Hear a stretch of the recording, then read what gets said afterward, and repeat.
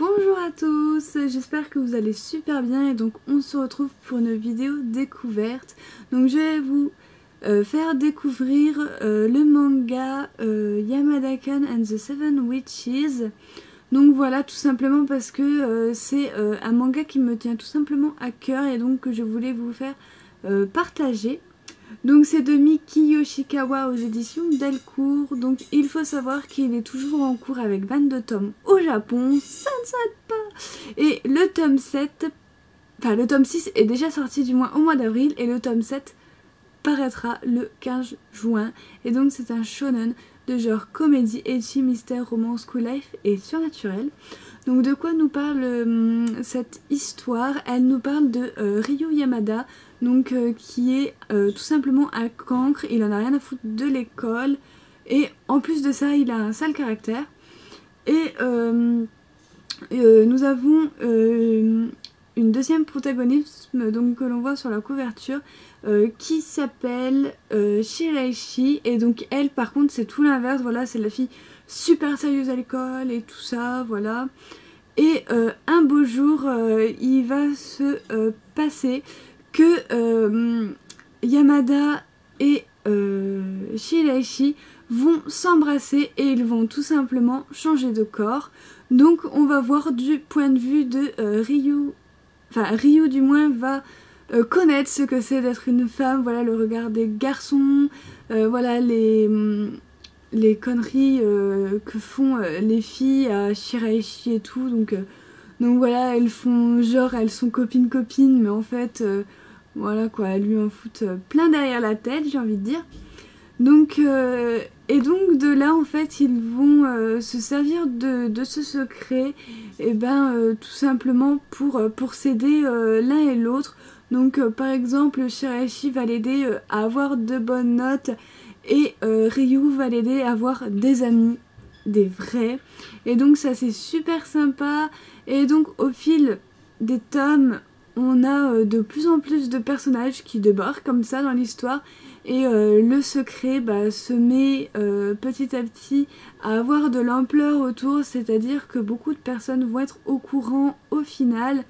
Et donc dans ce tome 2 on rencontre ce personnage-ci qui est directement au courant que Shiraishi n'est rien d'autre que Ryu Yamada, tout simplement parce que quand on est une fille, on a un comportement de fille et non pas de garçon.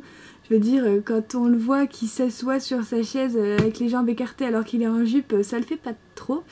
Donc voilà, donc lui il a tout compris et donc de là il va décider d'ouvrir, de réouvrir son club du paranormal.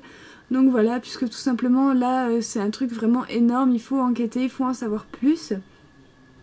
Et donc on a une deuxième fille qui va arriver, voilà, elle est à fond sur le paranormal et tout.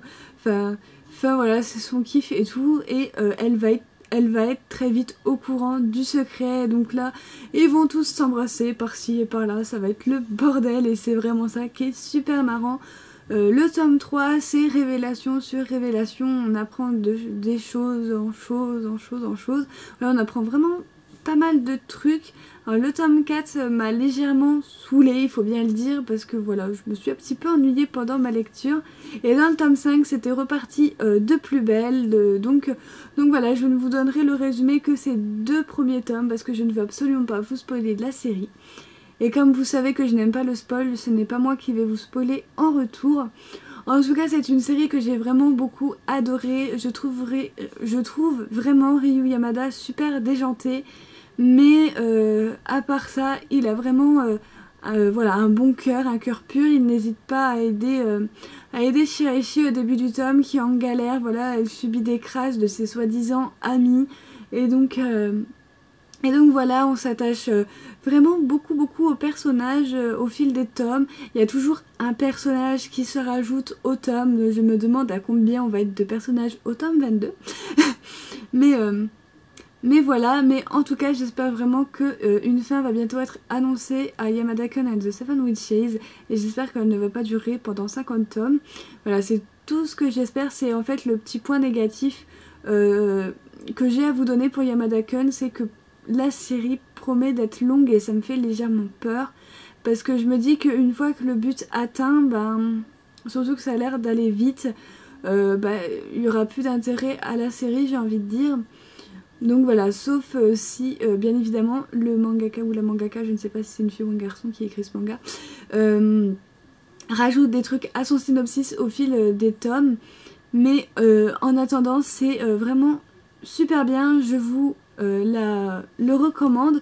Mais si vous n'avez pas le budget et que vous préférez regarder les animés pour les longues séries, il existe un animé, alors je ne sais pas, j'ai plus le nom en tête, mais je sais qu'il existe un animé. Donc voilà, de toute façon vous tapez sur internet Yamada-kun and the Seven Witches et ils vont vous sortir l'affiche et vous retrouverez le nom de l'animé si vous voulez le voir en animé. En tout cas je compte avancer dans la série avant de me regarder l'animé parce que je suis sûre que l'animé doit être encore plus à mourir de rire que le manga. Donc voilà, je vais vous montrer les couvertures. Donc au niveau des couvertures, nous avons le tome 1 qui est comme ceci. Donc vous voyez à peu près tous les personnages de la série. Le tome 2 qui est comme ceci avec le dos. Le tome 3 qui est comme ceci avec le dos. Ce que j'aime beaucoup aussi, c'est que chaque tome a sa couleur. Le 4e tome est comme ceci. Et le 5e tome est comme ceci, il est tout rose. Alors franchement, je déteste la couleur de ce tome, je n'aime pas le rose. Mais en tout cas, je ne peux pas vous montrer à l'avance le tome 6. Donc normalement, vous le verrez dans la deuxième partie de mes achats du mois d'avril. Tout simplement parce que le tome 6 n'est jamais sorti chez moi. Du coup, j'ai dû le commander et il arrive le 21 chez moi, donc j'aurais déjà posté ma vidéo achat manga première partie. Donc du coup voilà, mais vous le retrouverez, ça c'est sûr, et j'ai très hâte de le lire parce que dans ce tome 5 il y avait un suspense de dingue à la fin du tome. Et voilà, et donc ça devient même insupportable d'avoir plein de séries avec des révélations de malade mental à la fin des tomes. Donc voilà, j'espère que cette vidéo vous aura plu. Si elle vous a plu, n'hésitez pas à mettre un petit j'aime, à me laisser vos avis en commentaire pour avoir vos impressions sur la série et à partager la vidéo si le cœur vous en dit. En tout cas, moi je vous retrouve très prochainement pour une nouvelle vidéo et je vous fais plein de bisous. Bye!